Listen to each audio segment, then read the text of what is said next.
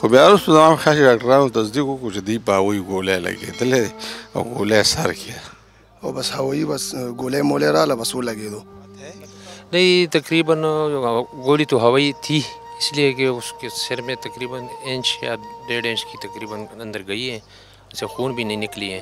نو ځکه درته وایم دا شی صرف په پښتنو کې دی په نورو قومونو کې زما په خیال نشته دی. پاکستان کې موږ سره نور قومونه هم ډېر اوسېږي هغه خلک خو نه د فایرنګ شوق کوي او نه دا فایرنګ څه خوشحالي ګڼي او نه فایرنګ څه خوشحالي ده. فائرنگ خو چې کم دی نورو خلکو له نقصان ورکول دي.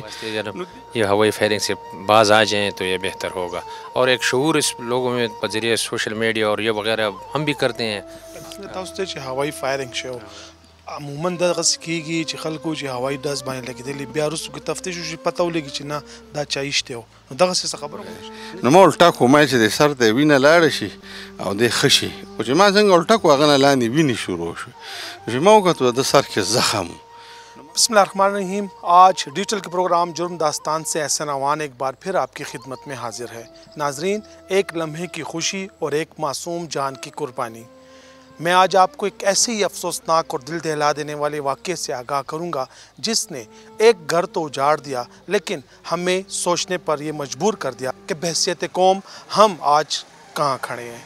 جی ہاں ناظرین اس واقعے میں ایک معصوم بچہ جو اندھی گولی کا نشانہ بن گیا اور ماں کی گود اجڑ گئی. یہ واقعہ کیسے رونما ہوا ہم ورثاء سے بھی بات کریں گے پولیس آفیشل کا موقف بھی لیں گے تو ہمارے ساتھ ہی رہیے.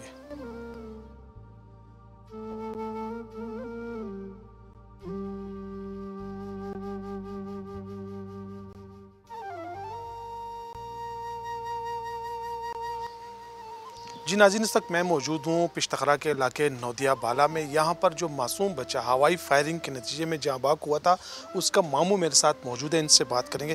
اللہ پاک تاسو له صبر درکړي. خپل نوم راته وایي بیا راته وایي دا څه واقع شوی؟ زما نوم فضل الرحیم دی جی.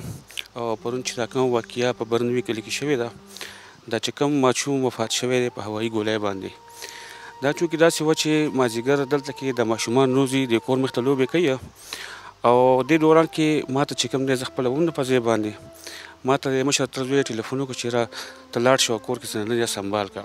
دوی چونکې کال کټ کو بیا ما مشر ورته ټلیفون وکړو مې ورته کوم ځای کې او زه خو تاجبات کې یم مې دا چل څه دی والله زه خپله هم پوه شوی نه یم ده سره مې رابطه وکړه بل روز سره مې رابطه وکړه هغې وایي چې دغه شان ماشوم په هوایي ګولۍ لګېدلی دی او وفات شوی دی.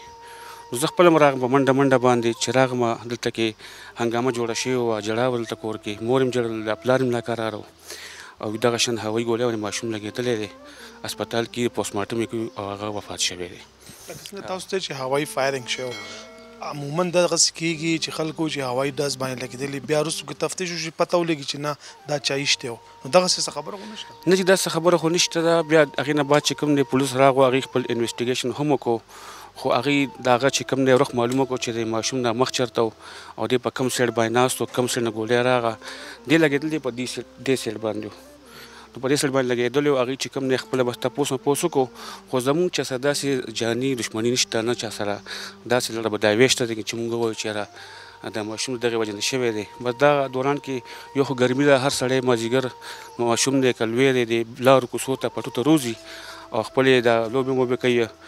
دغه دوران کې دلته ناست وو چې هوایي ګولۍ راغله او دوی پرې لګېدلی دی. زموږ چونکې دا کزن دی پروفیسر اقبال صاحب دوی هم هیبت واخېست دغه ټایم کې راغله دوی دا ماشوم داسې خپلونی و داسې ځوړند دی او وي که چې داسې ګرمۍ اخیستي عموما موږ ته معلومات وشي خو هغه چې دوی وکته سر نه وینې لاړې نو د هغې نتیجه دا وه چې دی په هوایي ګولۍ لګېدلی و. تاسو په موقع وایي زه خو دلته کور کوم زموږ دا کور چې دیوال په دیوال دی دوی سره نو دوی کره एकदम دا ماشوم یو 2 منټه مخکې مونږ کره رالو او بیوس کلی او ازوی ته مې وویل چې راځي تاسو کرکټ له دلته بهر کرکټ کوو 2 منټه پس چې دی نو چغې شوې د زنانه و چې چغې شوې نو ما ور منډه کړه دا ماشوم هغې نیولی او دی بېهوش و اوبه موبې پې اچولې ما ترې واخیستو ملکه ګرمی خراب کړی نو ما الټا کوم چې د سر ته وینه لاړه شي او دی ښه شي خو چې ما څنګه الټا کړو هغه نه لاندې وینې شروع شوې چې ما وکتل د سر کې زخم نو ما فوراً چې کوم دی هلکانو د اواز وکړو چې موټر سایکل یې راوباسي. نو زما زوی او نور ماشومانو هلکانو په موټر سایکل یې کېنولو، هسپتال ته یې بوتلو. بیا تقریبا داسې 15 منټ بعد چې موږ ټېلیفون وکړو هغوی ویل چې دی وفات شوی دی او دا بدل نه وي چې دی اوس ډاکټرانو چې په ګولۍ لګېدلی که په کاڼي. خو بیا وروسته زما په خیال چې ډاکټرانو تصدیق وکړو چې دوی په هغوی ګولۍ لګېدلی دی او ګولۍ سر کې ده. هغه ټیم چې کوم زخم مو پته لګېده چې دا د هغه ګولۍ دی؟ دغه وخت خو ما ته پته ونه لګي، موږ په هیبت وو که نه او په منډه موږ خو دومره ده چې ما داسې پکې ګوتې ووهلې نو زخم داسې دومره قدر ژور و او نو دغه ټایم ما ته پته ونه لګېده. بیا وروسته د ډاکټرانو د وینا مطابق چې دا یاره په ګولۍ لګېدلی. چونکې تاسو دلته وایي د علاقې خلک یې همدې ځای کې موجود وایي، دلته چم ګاونډ کې چېرته څه چا ډزې کړي، څه اواز مواز هم اورېدلی؟ لکه ما خو خپله نه دی وړی، خو دلته زمونږ یو ګاونډي دی، دلته مازدیګر کې چولې خرڅوي او هغه په موقعو د هلته. نو ما هغه ته ویل چې یاره څه زیاته ما خو څه ډزې ونه رېدې ستا څه خیال. هغه ویل چې دې مخ نه یو 5-6 ډزې وشوې د انور خاطر طرف نه او بیا چې پولیس والا راغله او هغوی تانیدار کم بیان واغستو خلکو نه، ویل چې دی څنګه نو چې خلکو ورته ویل چې دا هلته ناست و او دې خو یې مخ و. نو تانیدار هم وویل چې دا ډزې د دې مخه شوي، دا ګولۍ د دې مخ راغلې. نو د دواړو خبره تقریبا ټیک وه دغه وخت. د ماشوم عمر څومره و؟ د به 7 نه 7.5 سال پورې عمر و. احمد نامه وه خو دا ډېر ښایسته او ډېر هوښیار ماشوم و. څه به وایې تاسو؟ عموما موږ ګورو اکثر ودونو کې ډزې کېږي، بیا هغې نه پس ته وګورو چېرته د چاندرات باندې فایرنګ کېږي. پولیس خو ډېر مهمونه وکړل خو بیا هم دا شی نه ختمېږي.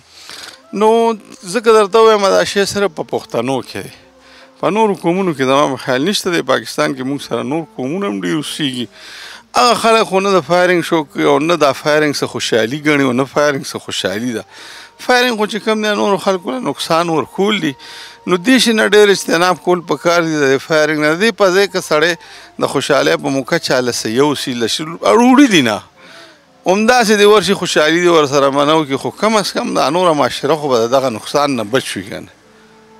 جی ناظرین، جیسے کہ آپ نے ان کی گفتگو سنی، ان کا پشتوں میں یہی کہنا تھا کہ جو معصوم بچہ تھا احمد وہ گھر کے باہر کھیل رہا تھا اور اس دوران نامعلوم سمت سے آنے والی جو گولی تھی وہ اس کے سر میں پیوست ہو گئی اور وہ شدید زخمی ہوا.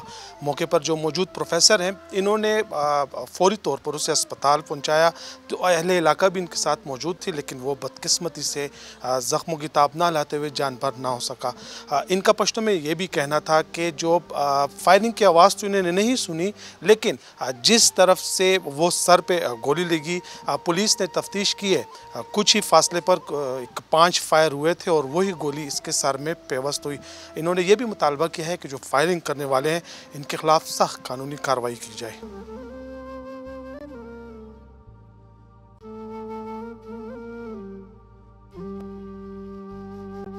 جی ناظرین، ہمارے ساتھ ایک عینی شاہد موجود ہے، ان سے بات کرتے ہیں. ستا سنم دے زما نوم سلمان. دا څه خبره وه؟ څه کیسه؟ دا مونږ هلته ناست وو، دلته بس ماشوم ناست و ورورو سره و، بس دلته نه ځان له شیزونه راغستي وو، دوکان نه یې خوړل او بس هوایي بس ګولۍ مولۍ راغله بس ولګېدو.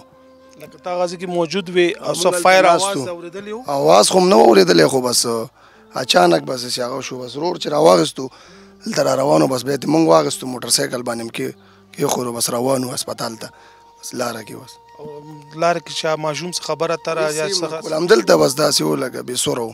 او کوم ځای کې ناست و ماشوم؟ دلته ناست و دې ځای کې. एकदम बस पसर लका زخم पे را معمولی زخم و سورې شانتي و. نو مونږ هغې ټیم کې کتلی هم نو خو چې په موټر سایکل کېناستو بیا مو کتو چې بیا هسپتال ته بوتلو. هسپتال ته چې لاړو بس هلته بې سوره و، ساه پکې نه وه.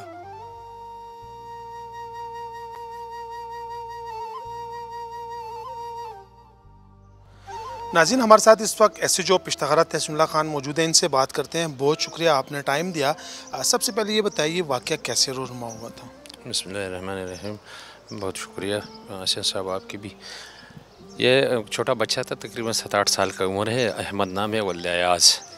یہ نودیہ بالا کا رہائش ہے، محلہ حذیفہ. یہ کل اس طرح کی تقریباً 18:45 6:45 پر یہ وقوع ہوا ہے.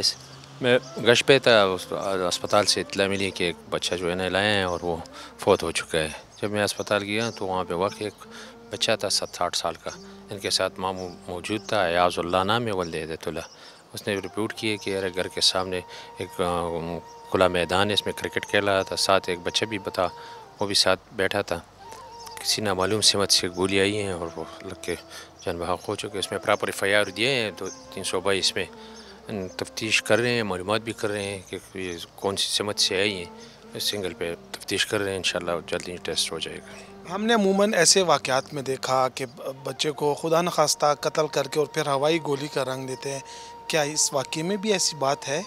नहीं, तकरीबन गोली तो हवाई थी, इसलिए कि उसके सिर में तकरीबन इंच या 1.5 इंच की तकरीबन अंदर गई है, उसे खून भी नहीं निकली है।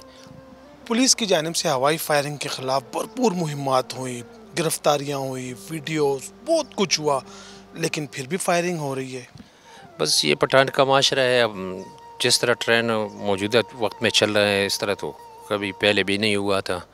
बस ये तो लोगों को यही पैगाम दे रहे हूँ, पहले भी उस तरह मैंने तो आपको पहले भी बताया कि पुलिस हर तरफ से कोशिश कर रहे हैं, लेकिन ये लोग जो बस अल्लाह के वास्ते जन्म ये हवाई फायरिंग से बाज आ जाएँ तो ये बेहतर होगा।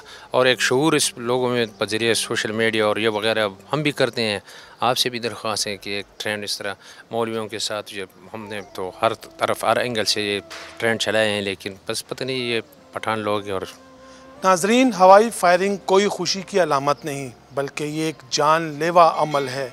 हर साल हमारे मुल्क में दर्जनों अफराद हवाई फायरिंग की बीन चढ़ जाते हैं और इनमें अक्सर ख़वातीन और बच्चे भी होते हैं।